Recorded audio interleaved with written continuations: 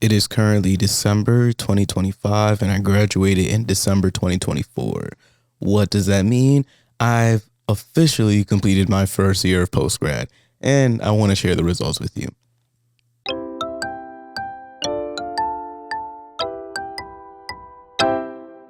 What's up? Welcome back to another episode of Talks with Ken with your wonderful host, Ken. And I have lived a life this year. I started this year off fucked up. And now I've ended this year up, right? I honestly don't even think I would say I started this year fucked up, right? The transition from college to the post grad life is honestly one of the most difficult things that doesn't really get talked about. And I remember in the beginning feeling like this sensation of post grad blues, right? Where I kind of felt hopeless. My situation, I moved from Boston and Delaware, right? So obviously that's a big disparity of living in a city versus living in a very rural, slow-paced life where you can't walk anywhere, you got to drive everywhere, there's not really much to do, your friends aren't around you all the time. It was a really big transition. I moved home, student loans started coming in, which I kind of forgot that even happened, right? And they give you a little bit of time for that, like 6 months. But I had transferred to the school in which I went to. And so once I finished that school, my student loans from the other school had came in, right? And I forgot I even like took some out, but they started coming in. The payments were like due as soon as I graduated. And I was like, oh shit, well, bills got to get paid. And yeah, it was hard. I didn't really have any friends living nearby me. I probably had about 3 friends, I would say, that live in Delaware at that time. And our schedules also just didn't really line up all the time. So I spent a lot of my time just at home, bored, and trying to find a way out. And so I kind of just wanted to share some of the lessons I've learned from the beginning of the year to the end of the year, because I started the beginning of the year unemployed, confused, and a bit optimistic. And I'm ending the year with a new job. I'm about to move to a new city. And I'm still feeling optimistic. And I kind of just want to share everything that I went through from point A to point Z. But the first lesson I learned, and that everybody will learn, well, maybe most people, I'm not going to say everybody, right? Most people will learn that the job market is fucked, right? I think that goes without saying. You are going to apply to a bajillion different jobs, and you're not going to hear back from a majority of those jobs in which you apply to. I'm not wishing that on you. I hope that's not your case at all. In fact, I hope that you get employed by who you want to get employed by. But I'm letting you know right now that that job market is insane, and it is going to ruin your spirits for a little bit. You're going to come out of college and you're going to think, I got a degree, I'm hot shit, I can get whatever I want. And then you're going to realize how untrue that really is at times. Not that you're not hot shit or anything, but just it doesn't come that easy. I had turned LinkedIn into my 9 to 5 because I was unemployed and I needed work. I was applying everywhere. In fact, I accidentally applied as a door-to-door salesman for a phone company in Boston. I live in Delaware. I got a call back and they were like, oh, we want to set you up for an interview about selling Fios to homes. Don't even remember applying to that. You're going to be in a situation where you're going to apply to a bunch of stuff. What I'm going to tell you, which I wish I would have known from the beginning, is don't just apply to anything, right? Spend your time applying to things in which you'd actually want to do, because if you get hired for that job, then you're going to hate your life even more than you would at the moment of being unemployed, right? Like, sure, you'll have some income, But if you have to get up every day and you hate what you do, it's going to feel so much worse than not having to do anything at all. I applied for everything under the sun and then kind of shifted my focus a little bit to, okay, I know my degree is in media arts production with a minor in marketing, so kind of want to work in the field of creativity, whether if it's ad sales or content creation or branding or production assistant, something of the sort of creativity I want to work in. But I know I like working in creating videos, right? I love content creation. And so once I kind of shifted my sights to knowing what I wanted to do or having a better gauge of where I wanted to work, the applications that I put in became more directed and they weren't widespread. One tip I'm going to give you is that if you just hit apply to a job and you apply to a job and that's all you do, there is like a 25% chance that you're going to get that job. I just feel like the job market in which we're in requires you to do so much more. Honestly, sometimes you got to see an application that says cover letter required and go about your day. I'm not going to say do not apply to anything that asks you for a cover letter because it might work out for you. I skip a lot of applications that ask me for a cover letter. If you're asking me for a cover letter, I'm just not doing it. No, because I know for a fact a lot of these things do get skipped over. They're not all reading your cover letter. They're not. So if a company is asking me to give them a cover letter, 9 times out of 10, I'm just not going to apply for that job.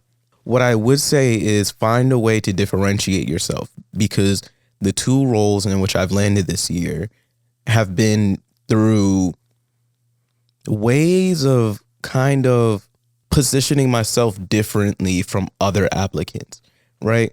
The first job I landed was a content creator for Kellogg's.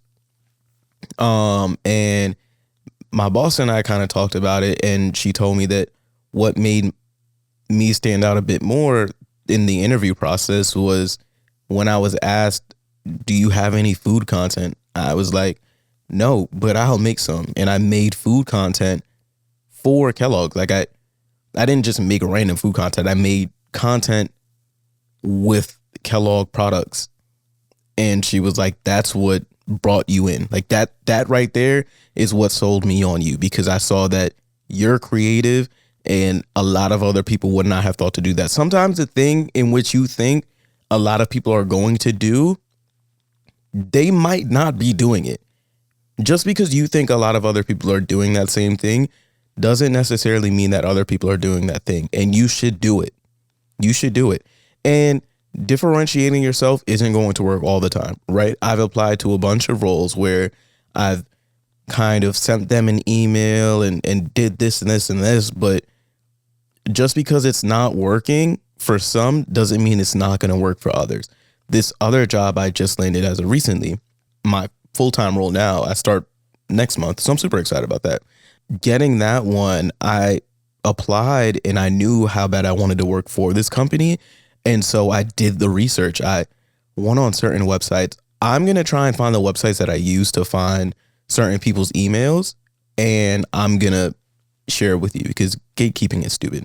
I found their email and I was like, okay, I only got one chance at sending this introduction email. You get one chance at making a first impression. And so what I did was I created essentially a pitch deck of myself, just a 1-pager of some of the content in which I've created, some ideas I have for this company, why I really love this company, and created it in a way that showcased I have a creative prowess that would allow me to excel in this role and that would make them feel comfortable interviewing me. I also only landed 5 interviews this whole year, and I've probably applied to around 300 to 400 jobs, honestly. I've applied to a bunch and I've heard back from a little, and there's one interview cycle where I started and I interviewed all the way up to the CEO of the company, and it was crazy. Sometimes you're going to get into interview processes that don't really make sense. Some of them do not make sense. Sometimes you're going to interview with the CEO of the company and be like, oh, I got this job. And then after that, they're going to be like, no, Not at all. Sometimes you're going to get into interview processes and you're going to realize you know a bit more about this thing than the people that are interviewing you. One thing you have to do, explain it in a way that makes it feel like a conversation, right? I kind of love when I'm going into an interview, my interview feels conversational. I hate the stiffness of you're talking to me and I'm responding back to you and that's it. I want us both to feel comfortable in this situation. You're interviewing me, you're trying to get knowledge from me, I'm trying to get knowledge from you. The way we do that in a way in which we can both be comfortable is through just a conversation. At the end of the day, we're both humans. Obviously, there's a power dynamic. You have something that I want, and I'm trying to tell you things about myself that'll make you feel more comfortable giving me this thing that I want. But at the end of the day, you also want something from me. You want something for your company that I can give you, right? And so understanding that there's that balance of we both want things, we're both in this for a reason, just feel more comfortable in interviews. And failing through certain interviews has helped me to land the roles in which I've landed because it made conversations feel much easier. I'm just talking to people. You break a lot of that interview stigma by failing in interviews. Failing in interviews and just understanding that people are going to be people. People aren't anything like people are complex, obviously, but people aren't this magical thing that we haven't encountered before. We talk to people every day, right? And so if you treat it as just a conversation, you're more likely to get into a place that is going to want to hire you for you. You should also be yourself in all of your interviews, right? And that's not saying you don't come into an interview with a sense of professionalism, but I think it's important to be able to showcase who you are while also having a sense of professionalism. Because I think sometimes people don't do that. And I also think that's a problem and why people fail in certain interviews, because they come in and they're like rigid and they're not really themselves, and they're presenting themselves as who they think the company would want to hire instead of just being you. And then you get hired and they're like, whoa, don't know who this person is. But you get what I'm saying. Just be you when you get into interviews. That's one thing I also learned. You're not going to get a lot of interviews too. I think that's also important. I guess it also depends on the field in which you're in. I am in a creative field, and being in a creative field, landing interviews is hard as hell. It is extremely hard to land an interview in a creative field because it's so competitive. It's also kind of like, how do we judge who is better in terms of creativity when things are constantly changing? So that, like, it's gonna be hard landing interviews in this field, but also know your worth, right? And be realistic. If you don't live in a state and you want to move to that state and there's a salary that's going to be paying you nickels for something that you should be getting dollars for, think about how much it's going to cost for you to move there, right? Not everything at the end of the day is about the dollar amount, because I've done jobs this year as well where like I technically lost money doing it, right? But it was the experiences that shaped me to become who I am, that allowed me to end up in the positions in which I've been in. And I swear I'm not trying to talk in code. I just don't think there's like certain things I like can and can't say. Essentially, just be really mindful of how your finances are going to look when applying to different places. If you live in Delaware and you're trying to move to New York and you don't know anybody in New York, you're going to live by yourself, and the salary that company is paying you is $20,000 a year, right? Hopefully it's not that, right? Hopefully it's not that, but let's say it's something like $32,000 a year. That number that you see, $32,000, you're not getting $32,000 a year because that's before tax. So then that's going to be broken down significantly, and you're going to kind of have to, struggle a little bit to get to where you want to be. I am always encouraging the hustle mindset. One thing about me, I'm going to find work. I'm going to find work some way, somehow, because I like to keep myself active, and I don't like not having money. Like, I don't like the art of, I won't say the art. I don't like looking at my bank account and being like, dang, I cannot even afford McDonald's right now, right? Which happens pretty frequently, and I don't want that anymore. So you're always going to see me finding some way to work.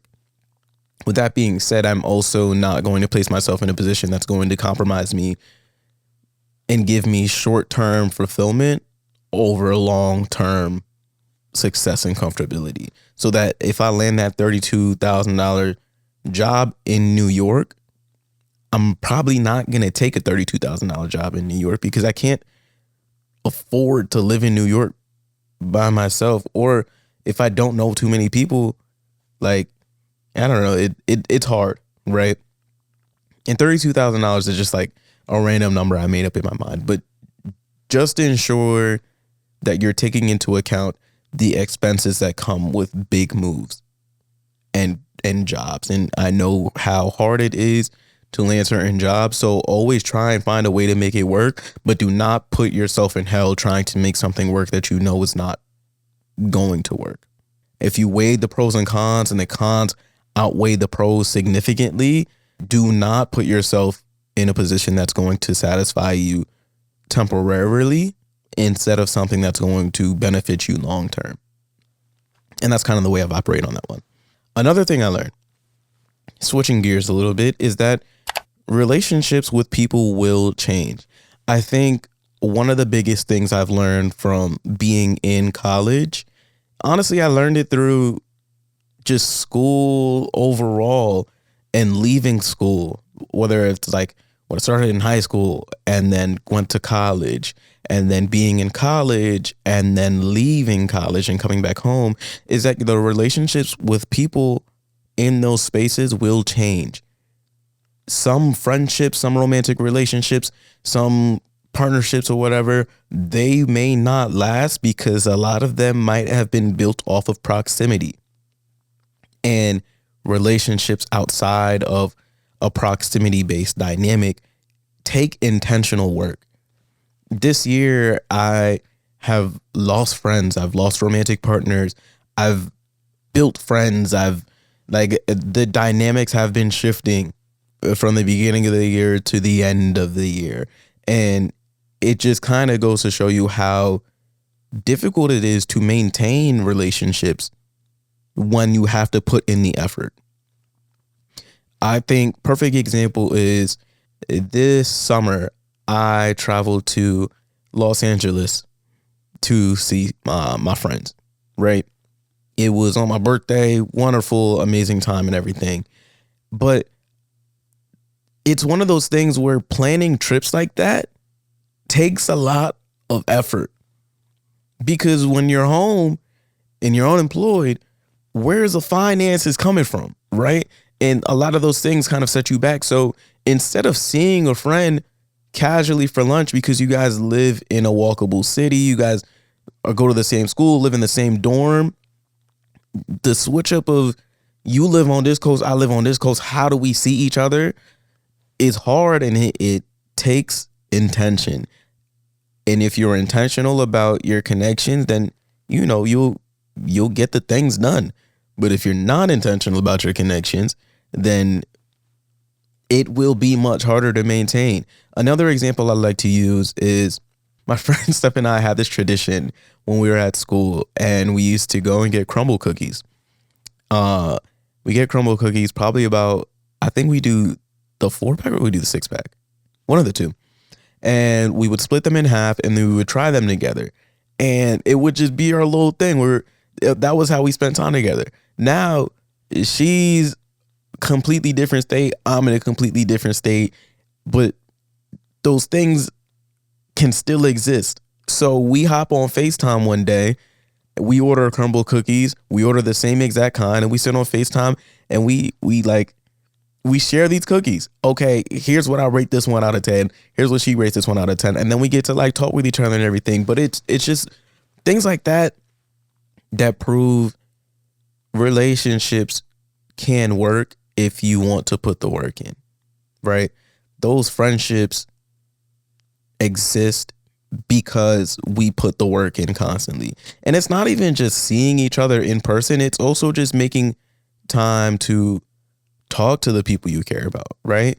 Whether if it's like a text or a call, being intentional. I keep repeating the word intentional because I think that is the base, the strongest base of good relationships post college with the people you love and care about.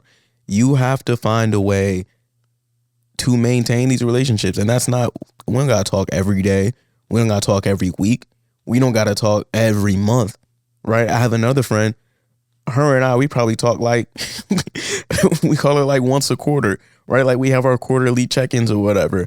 But I know we make like, when we can, we do make the time to reach out and connect with one another. And so I think being intentional with your relationships after college is something that's going to have to take a level up. You're going to have to take the next step for that.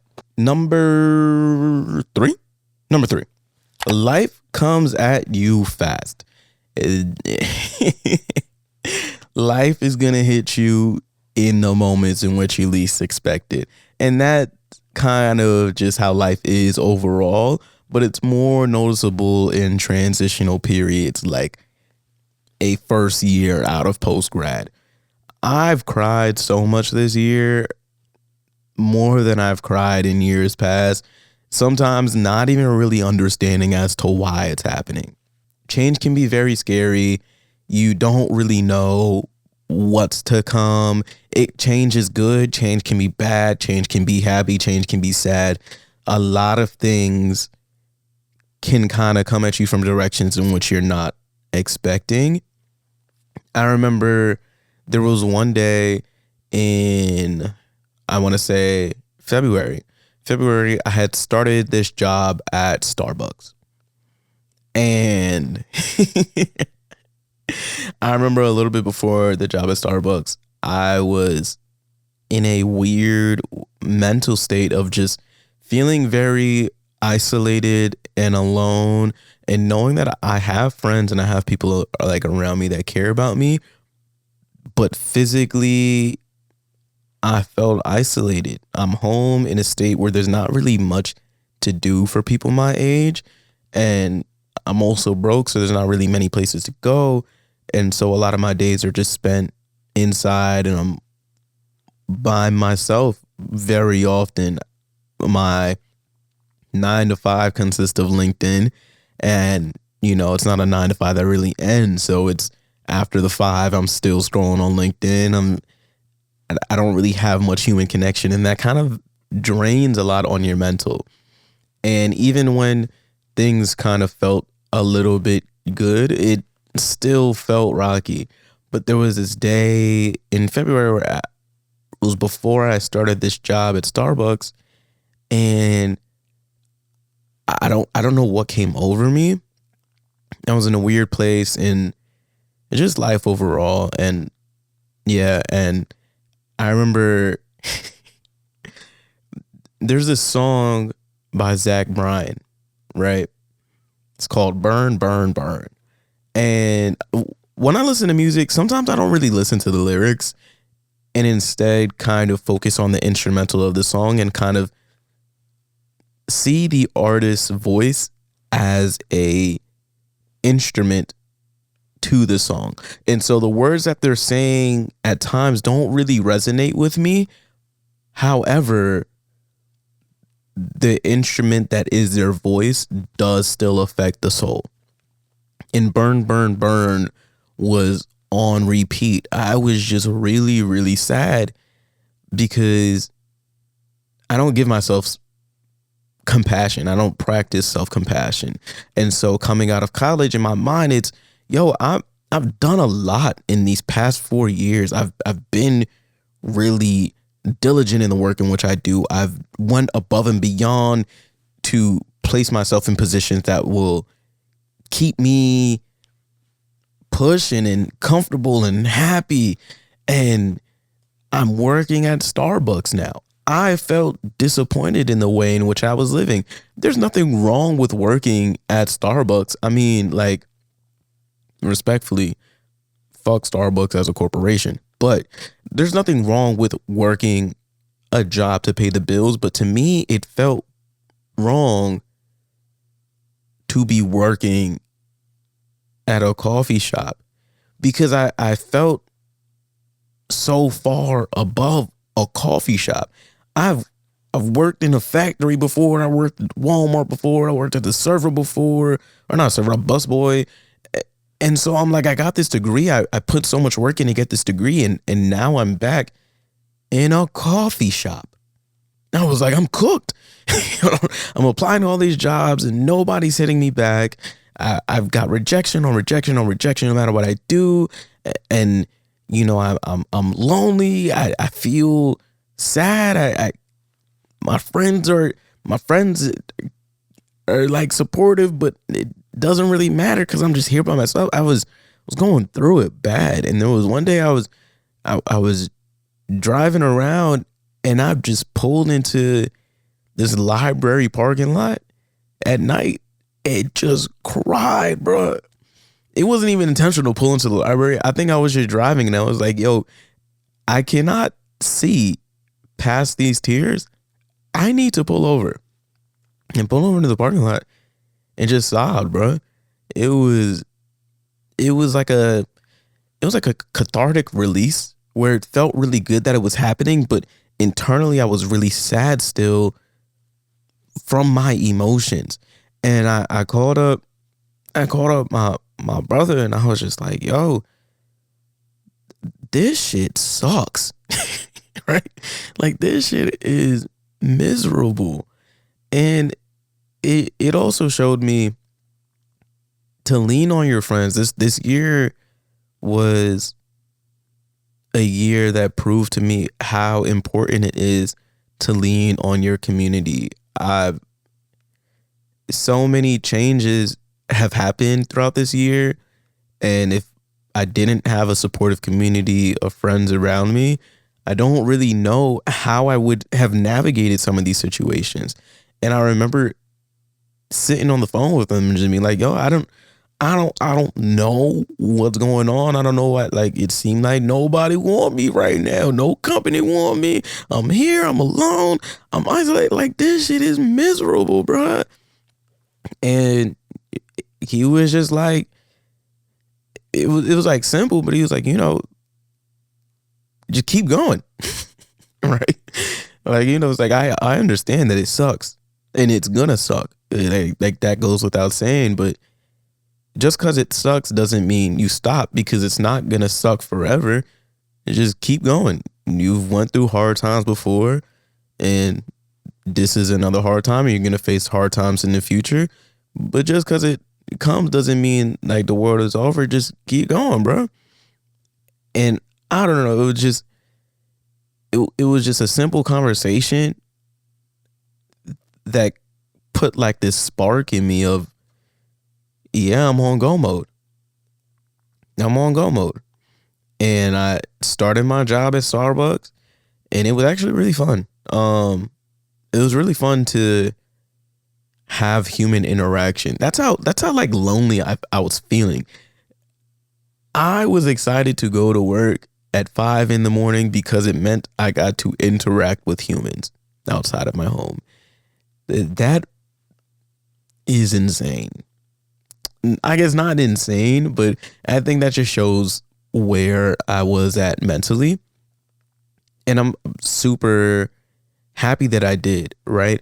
Because life comes at you quickly, and you either roll with the punches or you fall down and you stay down. I am not above working at a Starbucks, right? Mentally, I know I am capable of doing so much more than handing out frappuccinos and getting chewed out by coworkers who hate their job, right? I know I'm so much more than that. And so what I needed to do was just continue to keep that mindset while also working. I need to go through this in order to get to this. And I'm so happy I went through this because now I'm in a place where I am happy, right? You have to roll with the punches. And life don't stop just cuz you sad. No, I still had student loan payments to pay. I still had feelings to deal with. I still was at the crib. I still needed to look for employment. Like I still had other bills to pay. Like life doesn't just stop because you're upset, because you're sad. And that's one of the hard lessons I had to learn this year of how to continue rolling with the punches when life knocks you down. And I think it's just a lesson I'm going to have to continue learning because no experience is the same, and how you recover from each experience varies, right? I've went through some tougher shit than I went through this year before. This year I've went through some tough shit as well. Like you're gonna have an existential crisis. Everyone I've talked to that has navigated post grad has had at least one existential crisis of what am I doing with my life? It's gonna happen. And I think it's important to give yourself grace, to give yourself some time and understanding that we're still young, and the pace at which we grow is at the pace in which we grow, which honestly, I think I'll go to my next point. You're going to compare yourself with people, right? And I think that ties in with what I'm saying, but you're going to compare yourself with people even if you don't really want what they want. My peers, I mean, I remember seeing people getting their dream jobs. I remember seeing people getting their first apartments. I remember seeing people traveling to Dubai and back and then to Dubai again. And I'm like, dang, bro, how are you doing this? And then understanding that, I don't even really want half the shit they want. Like, would I go to Dubai? Yeah, Dubai's cool, but I don't really want to go to Dubai right now. Do I want kids right now? Hell no. Do I want to be married right now? Not no. Like my story is my story. Your story is your story. Everybody is going to have a different story. And comparison genuinely is the thief of joy. If you're comparing yourself with everyone and everything, you're gonna be in like fucked up situations. You're just gonna be in fucked up situations because you're not gonna be able to enjoy your life, and the comparisons will happen. You just have to know when they're happening so that way you can minimize it. Don't compare yourself to people whose lives you don't want to be in, because also you don't really know what their lives are, right? You know a portion of their lives.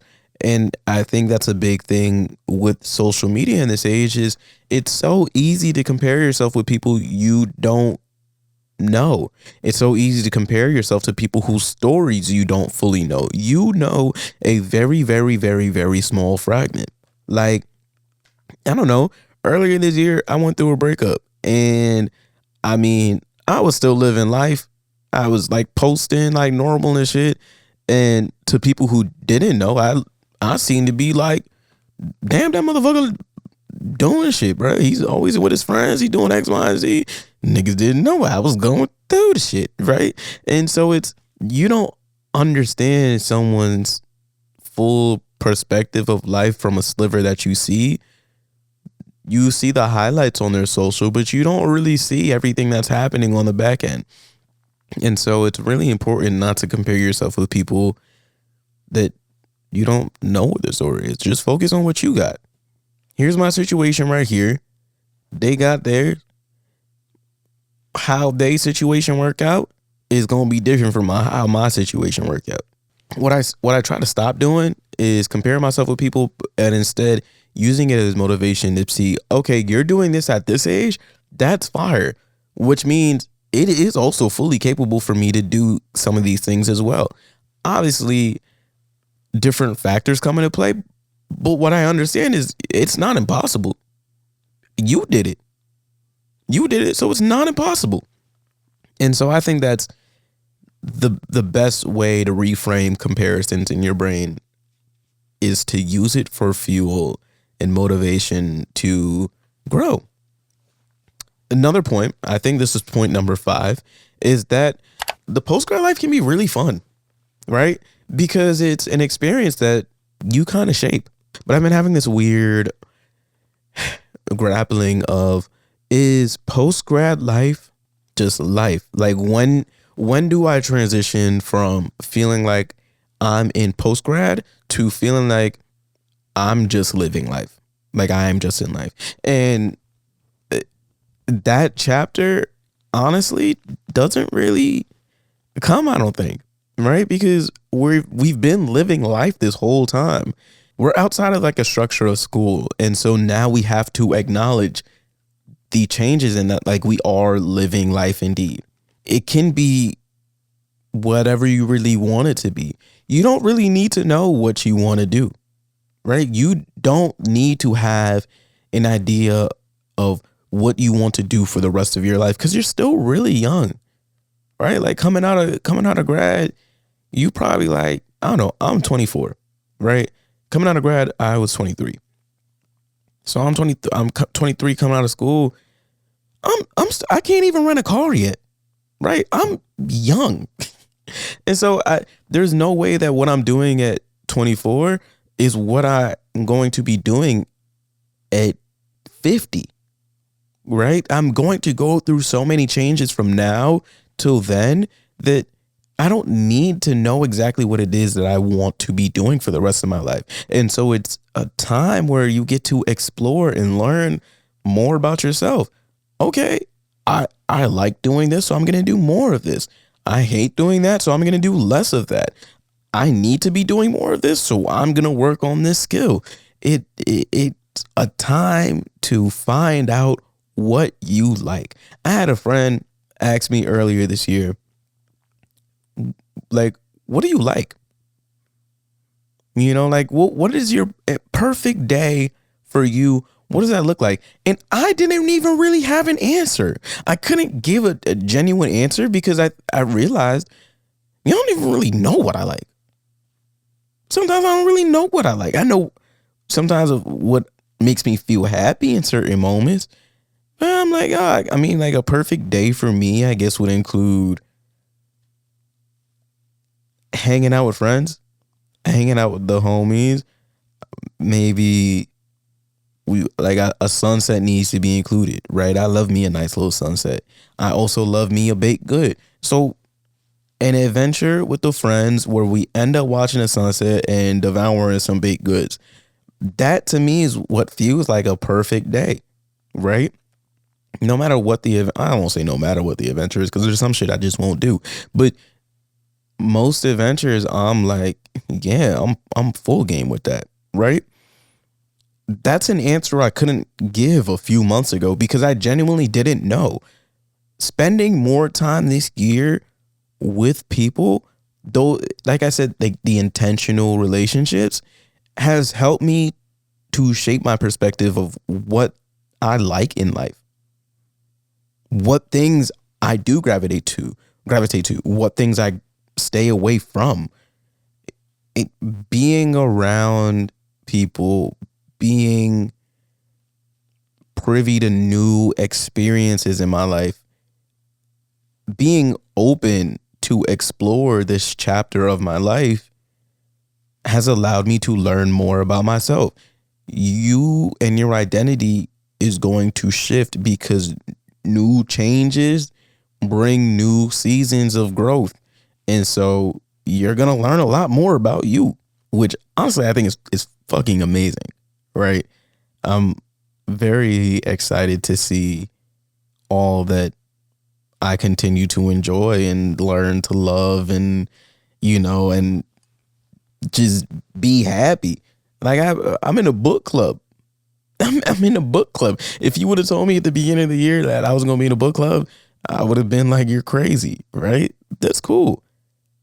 Like I'm so happy that I allow myself to have these new experiences. And I hope that you do the same. I hope that in this chapter of your life, you allow yourself to find out what it is that makes you happy.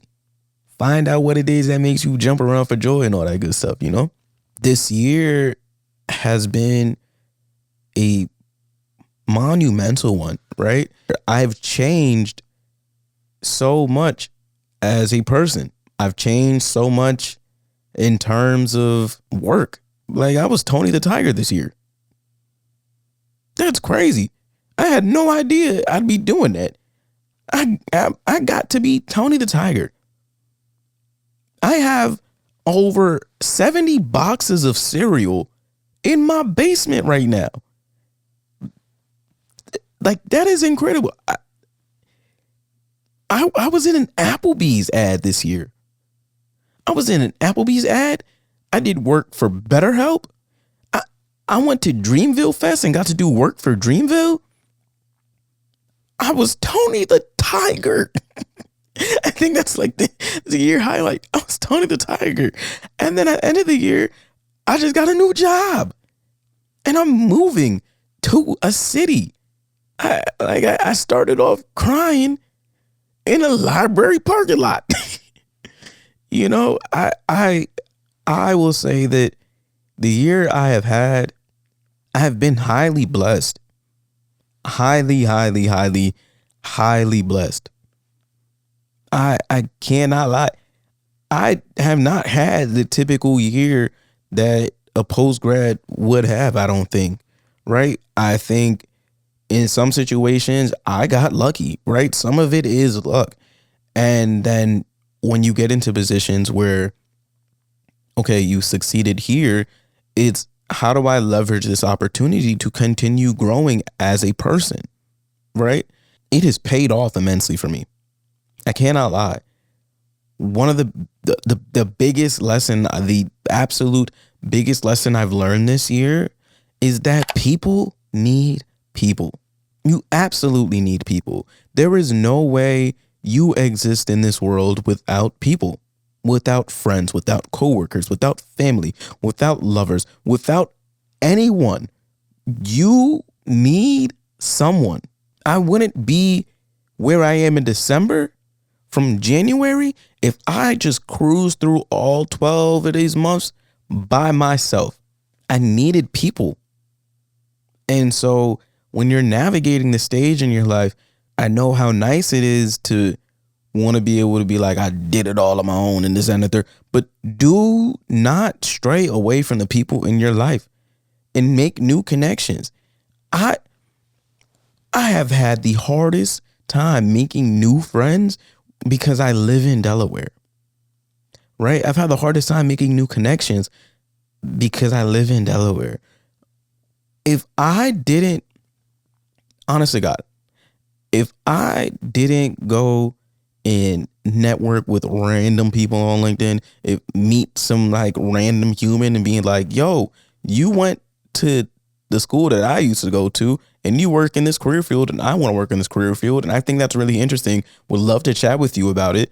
If I didn't have genuine conversations with human beings, I would not be in the position in which I am in currently. And so my advice to you is talk to people, reach out to people. If you're creative, create more. This is going to sound corny, but learn the art of not caring, right? And I say that in the way of, if you're really passionate about something, who cares if it's cringe? Just do it.